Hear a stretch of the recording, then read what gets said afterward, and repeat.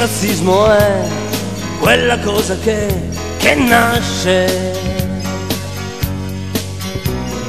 dalla malattia, dall'ipocrisia delle persone. Il razzismo è quella cosa che già c'è. La loro malattia è un qualcosa che non va. E se ti senti un amico, tu mangia insieme a noi. E se ti senti un amico, tu sogna insieme a noi. E se ti senti un amico,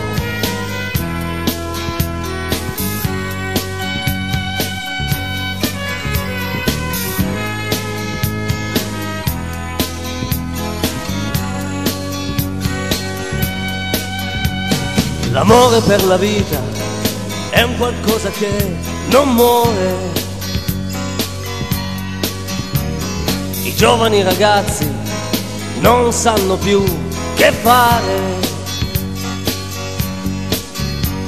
non sanno più che fare per cambiare la civiltà. In questa civiltà c'è qualcosa che non va. E se ti senti un amico, tu mangia insieme a noi.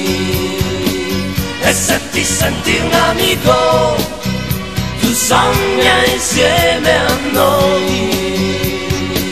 E se ti senti un amico, tu mangia insieme a noi.